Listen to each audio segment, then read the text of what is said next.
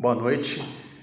Essa é uma atividade em cumprimento de uma avaliação da disciplina de Processos Psicológicos 2 e eu quero falar sobre a personalidade, 5 aspectos da personalidade, conforme o capítulo do livro do Gazzaniga. E o primeiro aspecto é de onde se origina a personalidade. Vejamos que a personalidade consiste dos pensamentos, das respostas emocionais, dos comportamentos característicos das pessoas.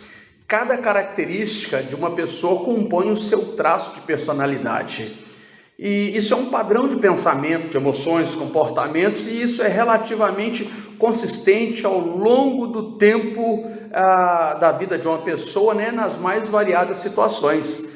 E esses traços são predisposições a pensar, agir, sentir de formas passíveis em determinadas situações. A personalidade ela é muito mais do que um traço. Nas últimas décadas surgiram inclusive evidências de que fatores biológicos como genes, as estruturas cerebrais e a neuroquímica desempenham um papel importante na determinação da personalidade. Pesquisadores também revelaram que os componentes genéticos para comportamentos particulares, como o hábito de assistir televisão ou o fato de se divorciar e até mesmo para atitudes específicas como o sentimento em relação à pena capital ou à alegria de uma música.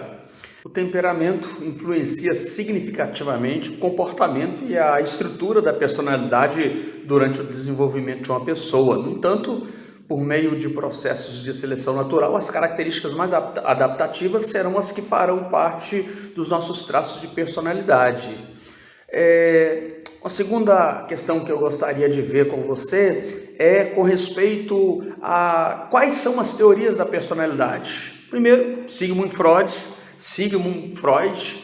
na abordagem psicodinâmica, ele diz que a atividade mental pode ser consciente, pré-consciente ou inconsciente, com principalmente as forças inconscientes determinando o comportamento.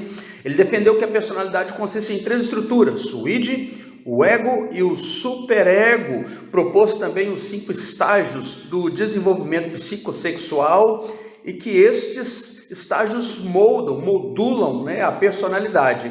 Segunda teoria, a teoria da aprendizagem social, as pessoas aprendem padrões de respostas que são guiadas por seus construtos, as suas experiências e valores pessoais. Terceira teoria, as teorias humanistas enfatizam as experiências, as crenças, a bondade é inerente, essa abordagem ela está centrada na pessoa.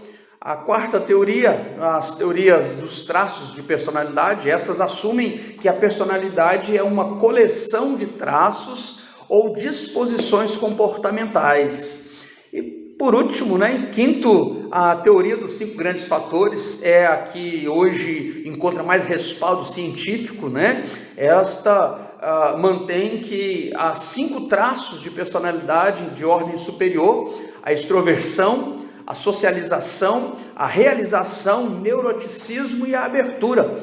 E atualmente, a teoria dos 5 grandes fatores, ou a teoria do Big Five, como é conhecido, tem encontrado apoio nas pesquisas que têm sido comprovadas através de neuroimagens, que discriminam atividades em diferentes regiões do cérebro com base nos traços. Quero falar também, ou levantar uma terceira questão, o quanto a personalidade é estável. Mitchell postulou que as situações são mais importantes do que os traços na previsão do comportamento. Já aqueles interacionistas sustentam que o comportamento ele é determinado tanto pelas situações quanto pelas disposições, e a maioria das teorias dos traços adota essa visão interacionista. Ou seja, as situações fortes, como funerais, ditam em grande parte o comportamento e mascaram as diferenças da personalidade. Aí a gente está dizendo que tanto essa questão da interação do meio quanto a genética vão influenciar, tá certo?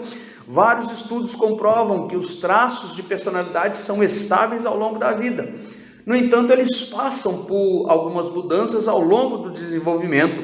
Essas mudanças são causadas pela autopercepção gerada pelas experiências na vida. Por isso, essas mudanças ocorrem entre 20 a 40 anos. Quanto mais experiente o indivíduo, ele vai pontuar mais baixo no construto do neuroticismo e da extroversão e abertura, e ele vai pontuar mais alto, à medida que ele fica mais velho, ele pontua mais alto em socialização e realização. Um quarto elemento que eu gostaria de ver, de expor aqui, é como a personalidade é avaliada. As abordagens ideográficas, que são aquelas avaliações da personalidade que são centradas na pessoa, ou seja, elas focam nas vidas individuais e nas características únicas das pessoas. Essa é a abordagem ideográfica, É uma forma de avaliar. E tem também a abordagem nomotéticas. Estas avaliam a variação individual nas características que são comuns entre todas as pessoas. As pessoas geralmente se definem usando os traços centrais, que são aqueles traços essenciais que podem ser usados para predizer o comportamento. Os traços secundários não são essenciais. A personalidade, ela pode ser avaliada também por meio de várias medidas. As medidas projetivas, por exemplo, como o teste de Rorschach e o teste de apercepção temática, que avaliam os processos inconscientes. Os dados da história da vida dessa pessoa também pode melhor dizer ou predizer o comportamento de uma pessoa do que a própria pessoa. E por último, uma última pergunta: como podemos conhecer a nossa própria personalidade? Pois bem, tudo o que uma pessoa conhece sobre si mesma constitui o seu autoconceito. O autoesquema é o aspecto cognitivo desse autoconceito. O autoconceito operacional se refere à experiência imediata do self ou do si mesmo, de cada pessoa, e varia de situação para situação.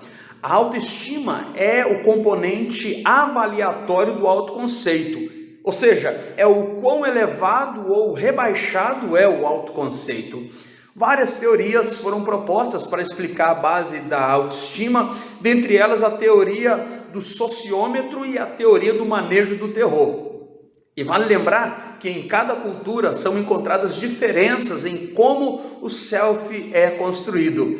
Pois bem, esse é o conteúdo do livro do Gazzaniga, falando sobre a personalidade. Espero que vocês tenham gostado. Nós vamos ficando por aqui. Um grande abraço.